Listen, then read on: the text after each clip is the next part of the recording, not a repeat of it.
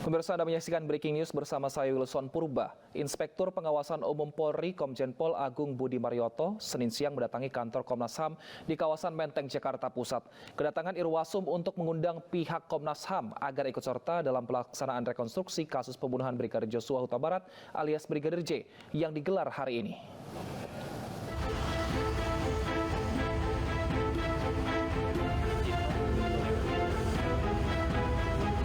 Sekitar 1 jam berkoordinasi dengan Ketua Komisioner Komnas HAM Irwasum Polri Komjen Pol Agung Budi Marioto, Senin siang akhirnya keluar dari kantor Komnas HAM di Jalan Latu Harhari Menteng, Jakarta Pusat.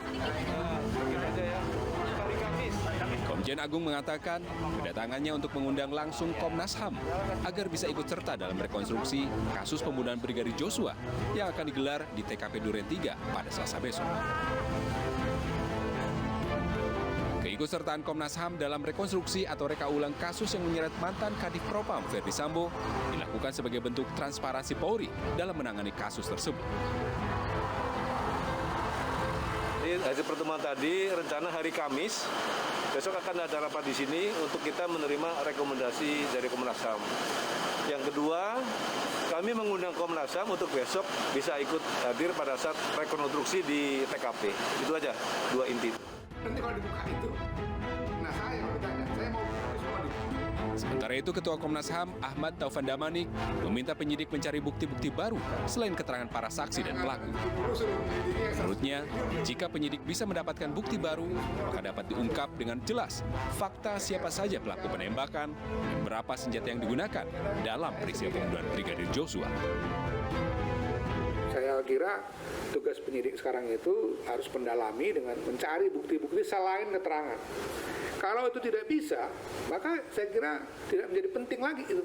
Yang penting adalah membuktikan hubungan antara satu peristiwa, ya, di mana Ferdi Sambo memerintahkan beberapa orang anak buahnya untuk mengeksekusi atau bersama-sama mengeksekusi saudara Joshua.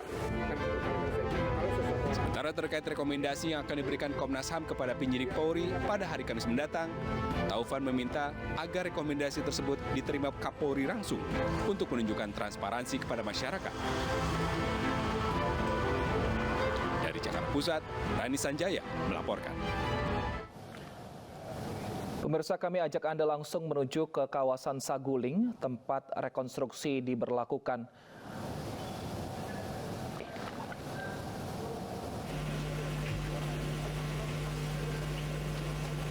Ya pemirsa, saat ini rekonstruksi masih terus berlangsung dan tadi Barada Eliezer sudah berada di dalam mobil polisi. Rencananya sebentar lagi rekonstruksi akan berpindah ke rumah dinas di kawasan Duren 3 Jakarta. Mobil yang Anda lihat ini pemirsa, di dalamnya ada Barada Eliezer yang juga menjadi salah satu tersangka dari pembunuhan Brigadir Joshua. Artinya saat ini rekonstruksi di kawasan rumah Saguling sudah selesai dilakukan.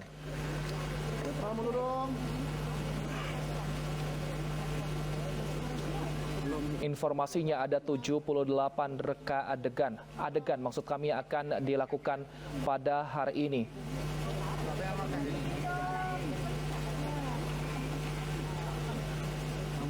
Dan memang pemirsa, untuk kelima tersangka ini diangkut dengan mobil berbeda untuk menghindari adanya satu ruangan antara kelima tersangka, sehingga dugaan adanya tekanan dari tersangka lainnya ini bisa dihindari. Barada udah jalan ya.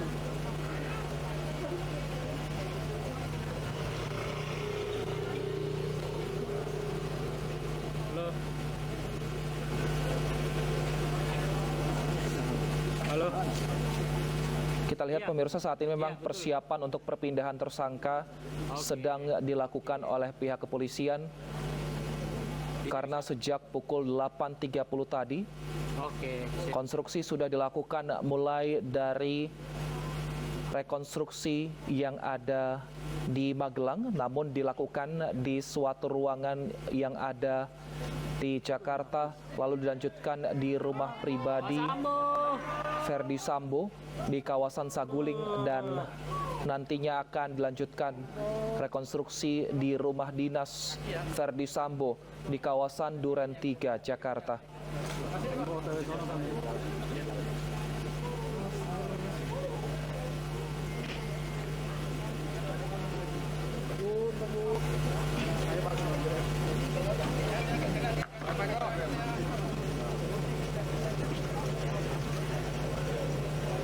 Di mobil yang ada di layar kaca ini ada tersangka Irjen Ferdi Sambo. Ini mobil Sambo ya. Yang juga akan dibawa ke rumah dinas Ferdi Sambo, tempat rekonstruksi pembunuhan Brigadir Joshua berikutnya, di mana di rumah dinas diduga menjadi lokasi penembakan Brigadir Joshua. Udah selesai nih ya. Semua tersangka udah keluar tadi gua. Kami juga menampilkan pemirsa Ada yang nelfon gua. Baradanya udah keluar, Bang. komplek rumah Duren 3, tepatnya rumah dinas Ferdi Sambo, Udah nggak ada, Bos. agar bisa menyaksikan secara langsung rekonstruksi yang dilakukan pihak kepolisian. Yo. Hah? Sendiri, Pak. Iya. Ayu mana?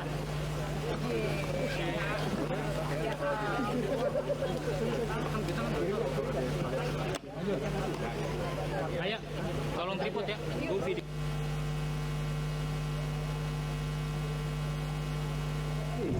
Jadi ini harus mundur, bukan apa-apa.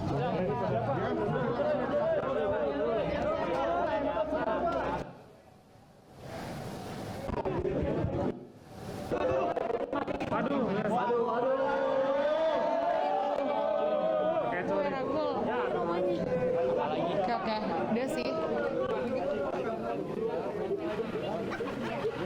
Ya pemirsa, saat ini pihak media sedang diatur untuk posisi blockingan pengambilan gambar agar nantinya tidak menghalangi mobil yang membawa tersangka untuk masuk ke dalam lokasi rekonstruksi di rumah dinas Ferdi Sambo di kawasan Duren 3, Jakarta.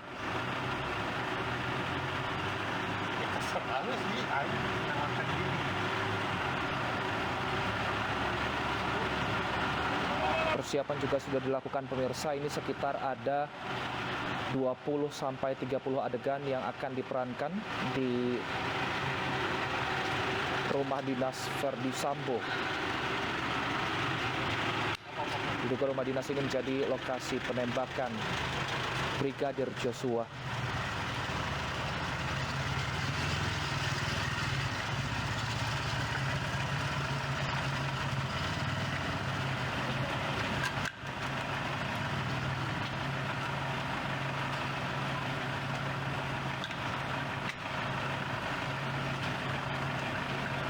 Ada beberapa adegan yang menjadi perbincangan warga dan juga di media sosial. Di antaranya ada beberapa peran yang dilakukan oleh pemain pengganti. Salah satunya adalah ketika Barada Eliezer bertemu dengan Ferdi Sambo. Barada Eliezer diperankan oleh anggota polisi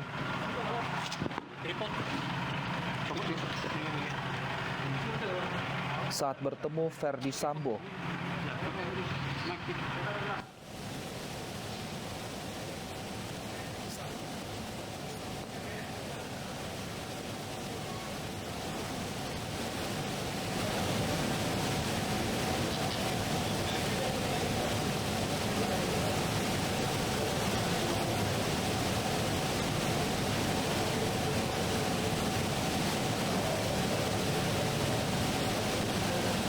Sementara ada juga adegan lainnya yang menjadi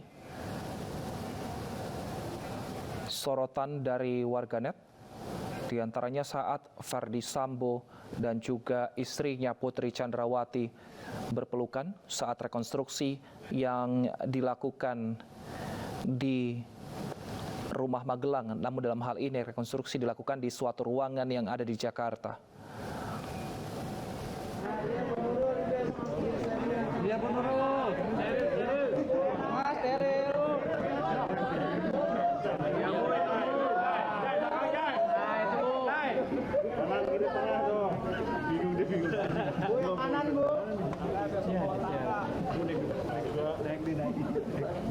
Lokasi dari kawasan Saguling menuju ke kawasan Duren 3 tidak jauh pemirsa. Artinya diperkirakan mungkin sebentar lagi tersangka dan juga penyidik akan tiba di rumah dinas Verdi Sambo di kawasan Duren 3 Jakarta.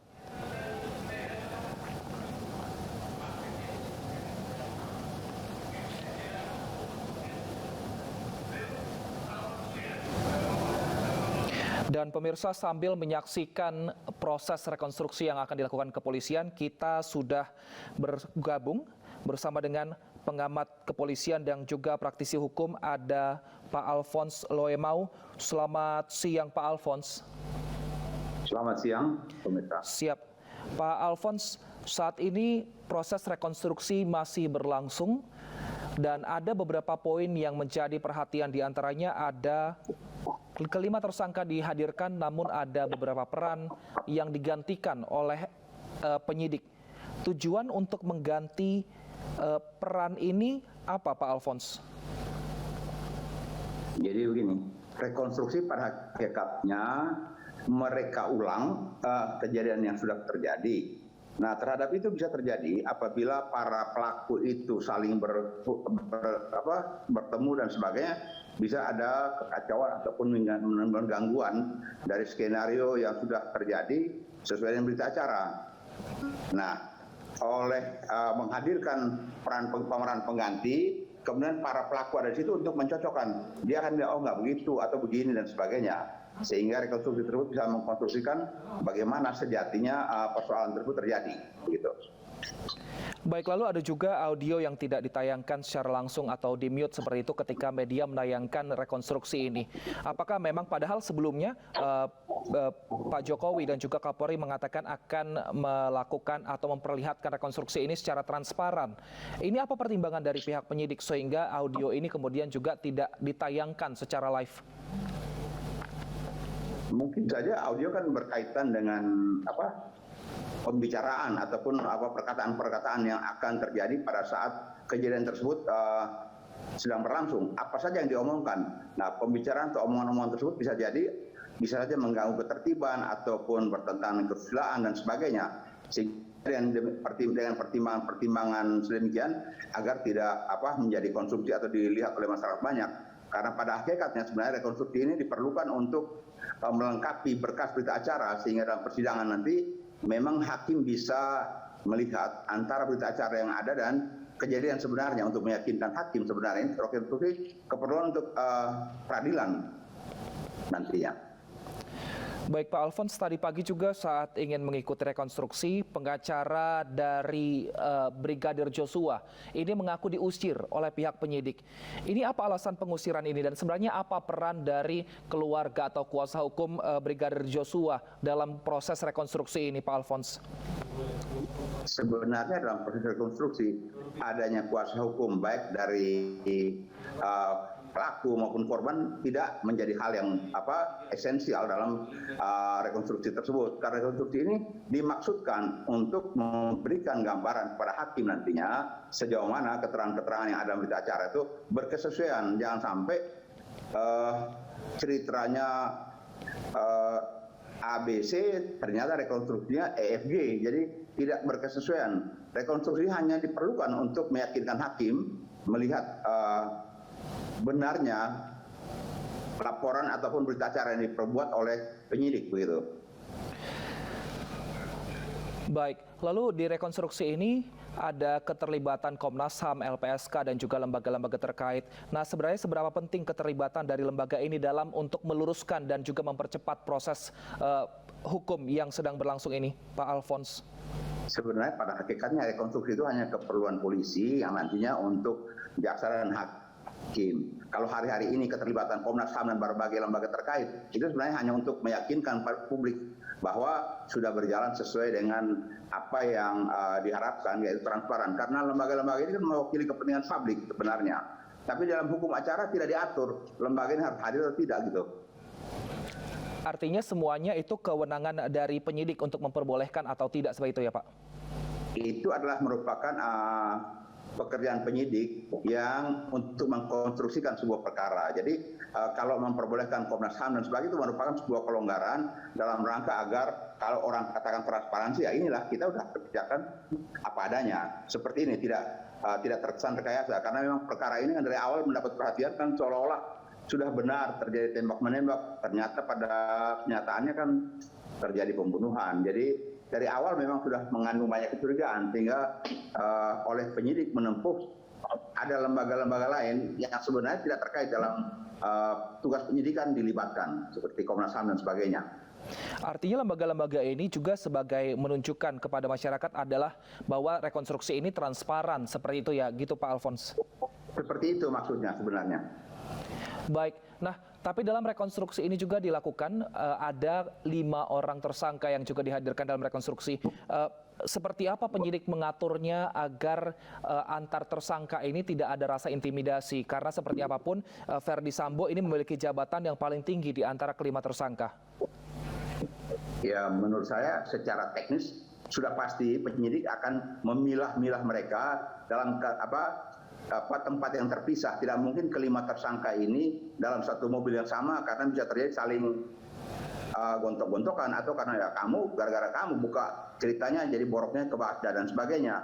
Jadi penyidik sudah tahu apa yang harus dikerjakan agar masing-masing pihak sebagai tersangka ini bebas mengekspresikan apa yang ingin disampaikan sesuai apa adanya gitu. Baik, rencananya besok juga ada pemeriksaan terhadap 5 tersangka. Tujuannya untuk mengkonfrontir dari pendapat masing-masing. Sebaiknya apakah memang ini biasanya dilakukan setelah rekonstruksi atau sebelum, Pak Alphonse? Ini berita acara konfrontasi dibuat sesudah rekonstruksi dengan maksud agar mencocokkan kembali apa-apa yang di berita acara terdahulu, kemudian rekonstruksi, sejauh mana itu ada berkesesuaian sangat cocok atau mungkin terjadi ada keterangan yang berubah karena situasi dan kondisi yang berbeda-beda begitu. Baik, tapi kan keterangan yang berubah-ubah itu juga karena dipengaruhi otak manusia yang mungkin lupa akan hal-hal yang terjadi karena apalagi sudah 1 bulan berlangsung. Lantas bagaimana penyidik nanti memilah-milah mana yang benar dan mana yang tidak benar dalam tragedi ini? Penyidik hanya mencatat apa yang diterangkan karena pada hakikatnya penyidik itu bertanya dengan konsep siapa, apa, di mana, bagaimana dan sebagainya. 7 model pertanyaan dipertanyakan ulang. Dan yang sebenarnya yang paling penting ini kan untuk jaksa untuk bisa menyusun dakwaan nantinya dan di depan hakim seperti itulah kira-kira keadaan sebenarnya. Jadi dari berita acara awal rekonstruksi kemudian pasca rekonstruksi ada konfrontasi, itu adalah hal untuk membuat berita acara itu menjadi lebih lengkap dan komprehensif sehingga baik jaksa baik hakim, karena jaksa dan hakim kan tidak menangani, ini polisi yang menangani kan, mereka bisa dengan firm ini persoalan seperti ini, siapa berbuat apa jelas, bagaimana berbuatnya gitu. Baik. Untuk proses rekonstruksi ini tadi sebenarnya kan ada adegan yang harusnya terjadi di Magelang namun dilakukan di suatu ruangan di Jakarta. Ini apakah mengurangi dari proses rekonstruksi yang seharusnya dilakukan di tempatnya, Pak Alphonse? Bisa saja ruangan Magelang seperti apa dibikin ruangan Jakarta seolah seperti ruangan Magelang sehingga simulasi tersebut sama ataupun bisa menggambarkan keadaan di Magelang. Tidak ada masalah karena sebenarnya kan di Magelang itu kan ada orang yang melihat ada sebuah kejadian, kemudian orang tersebut melapor dan sebagainya. Jadi sebenarnya hanya ada ruang duduk mungkin saja, ada kamar tidur dan sebagainya dan tidak ada hal yang sangat substansial di sana. Karena untuk menyatakan apa yang terjadi di Magelang, bagaimana terjadi dan siapa-siapa yang terkait di sana. Gitu. Baik Pak Alphonse, kita sambil juga melihat bersama seperti apa jalannya rekonstruksi di mana barusan ada Barada Eliezer dan juga Putri Chandrawati yang masuk ke dalam rumah dinas di kawasan Duren 3. Keduanya dihadirkan dalam adegan kali ini karena memang keduanya terlibat untuk melakukan dan juga perencanaan pembunuhan terhadap Brigadir Joshua. Ini lokasi adalah di rumah dinas Verdi Sambo, tepatnya di kawasan Pati Polri, Komplek Pati Polri di kawasan Duren 3, Jakarta. Dan memang ini merupakan adegan lanjutan yang dilakukan tadi dari sebelumnya di rumah pribadi Verdi Sambo.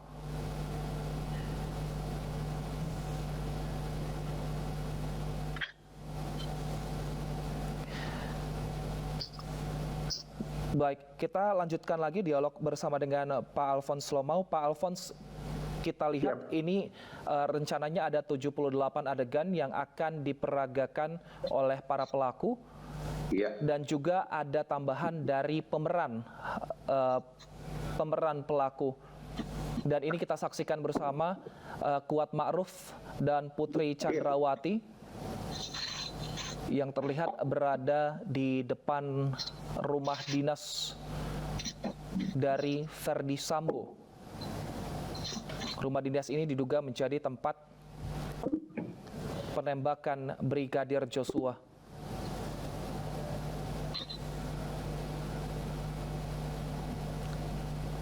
Terlihat juga ada Komisioner Komnas HAM yang ada di TKP dan juga saat ini ada 3 tersangka.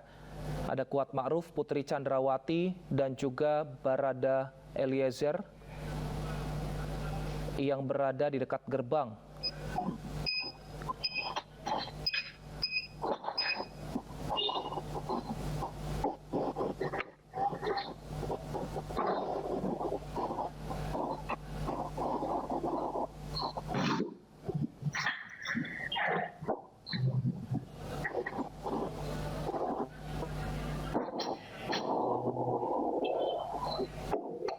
Baik, kami lanjutkan dialog kami bersama dengan Pak Alfons. Pak Alfons, kita melihat bahwa ternyata saat ini ada 3 tersangka yang sedang melakukan rekonstruksi.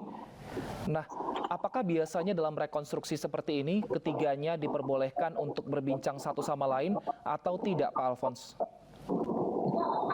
Tergantung daripada kadar tindakan-tindakan apa yang mereka akan kerjakan, karena sebenarnya kan berbincang atau tidak keterangan mereka kan sudah tertuang di berita acara. Hari ini untuk mungkin saja mencocokkan berita acara bilang masuk dari pintu misalnya, terus bagaimana jalan ke dalam dan sebagainya. Tapi sebaiknya mereka tidak saling berkomunikasi sehingga tidak terjadi mencocok-cocokkan yang berita acara, karena waktu berita acara kan sendiri diambil tuh. Begitu. Sehingga memudahkan nantinya baik jaksa maupun nanti hakim yakin bahwa seperti inilah sebenarnya keadaan kejadian perkara itu sendiri dilakukan oleh para tersangka ini, tindakan-tindakan mereka begitu. Nah, tapi jika nantinya Eliezer atau Barada Eliezer ini melakukan adegan yang tidak sesuai dengan keterangan dari beberapa tersangka sebelumnya, ini lantas bagaimana penyidik melihat hal ini nanti? Kalau salah satu tidak cocok, itu kan dilihat mana yang paling berkesesuaian. Karena nanti kan dicocokkan itu dengan waktunya, dengan akibat yang timbul misalnya saja kan. Bisa terjadi karena Eliezer ini keterangannya kalau kita lihat dari awal memang bergeser dari waktu ke waktu. Sehingga memang bagaimana nantinya penyidik bisa yakin bahwa inilah keterangan sebenarnya. Mungkin itu bisa dilihat dari keterangan yang lain-lain untuk meng-counter informasi dari Eliezer tersebut. Nah baik, kalau untuk sesuai ini mengikuti keterangan dari siapa, Pak Alfons? Apakah memang hanya salah satu tersangka saja atau seperti apa? Dan jika berbeda, apakah dimungkinkan melakukan rekonstruksi ulang nantinya, apalagi setelah pemeriksaan yang dilakukan besok terhadap 5 tersangka? Oh tidak, biasa rekonstruksi ini sesuatu yang sudah merupakan semacam resume daripada kejadian tersebut, direkonstruksikan untuk mendapatkan gambaran lebih lengkap. Karena mungkin saja dalam saat pembuatan berita acara kan sendiri-sendiri kan, kok keterangan satu dan yang lain kan tidak berkesesuaian. Untuk itu, karena masing-masing ada tempat yang seperti yang dimaksud, maka mereka direkonstruksikan sehingga kelihatan mana yang omong di berita acara begini dan mana yang tidak sesuai. Sehingga nanti dari ketidaksesuaian maupun ketidaksesuaian tersebut, penyidik bisa membuat simpulan-simpulan begitu. Artinya rekonstruksi ini dilakukan berdasarkan kesimpulan dari penyidik melihat dari keterangan 5 tersangka, seperti itu? Betul. Jadi rekonstruksi ini berangkat dari keterangan berita acara, begitu. supaya mencocokkan apa benar berita acara itu mereka sudah omong sebenarnya atau memang ada hal-hal yang dikemas atau ada hal yang tersembunyi atau dilupakan begitu. Baik, berarti artinya hal yang terjadi di rekonstruksi ini bisa saja tidak sesuai dengan kenyataannya, seperti itu Pak? Bisa terjadi. Maka kalau tidak sesuai, maka harus dikonfrontasi. Dan berita acara bisa dilanjutkan kan? Baik, konfrontasinya dilakukan besok. Cukupkah waktu yang dilakukan penyidik, apalagi ini ada 78 adegan yang dilakukan di 3 lokasi. Cukupkah untuk penyidik kemudian menyimpulkan rekonstruksi lalu langsung mengkonfrontasi besok hari?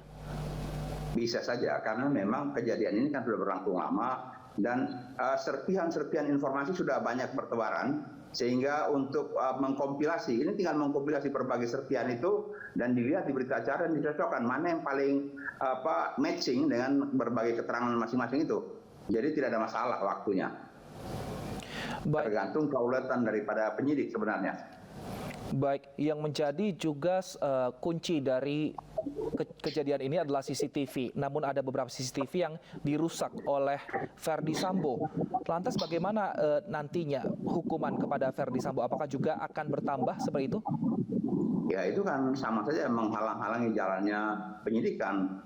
Yang kita kenal sekarang istilah yang sebenarnya tidak ada hukum acara, obstruction of justice. Tapi sebenarnya dalam hukum acara itu menghalang-halangi ataupun melakukan berbagai tindakan sehingga penyidikan terhambat ataupun menjadi terganggu begitu.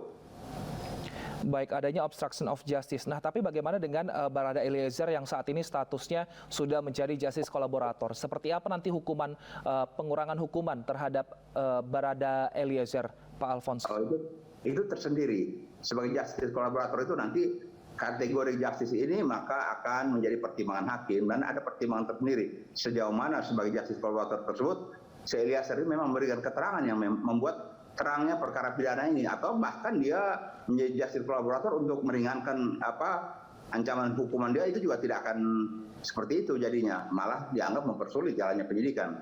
Karena orang meminta menjadi justice kolaborator dengan maksud moga-moga hukuman diringankan, dan seharusnya itu diringankan kalau dia omong apa adanya, karena dengan omong apa adanya kan membuat penyidikan itu menjadi lebih sederhana dan lebih cepat konsolidasi apa sebenarnya kejadian yang terjadi. Baik, Pak Alphonse, kita akan jeda terlebih dahulu. Kita akan lanjutkan dialog kita usai jeda sambil juga mengikuti rekonstruksi yang dilakukan di rumah dinas Ferdy Sambo. Pemirsa, tetaplah bersama kami di Breaking News.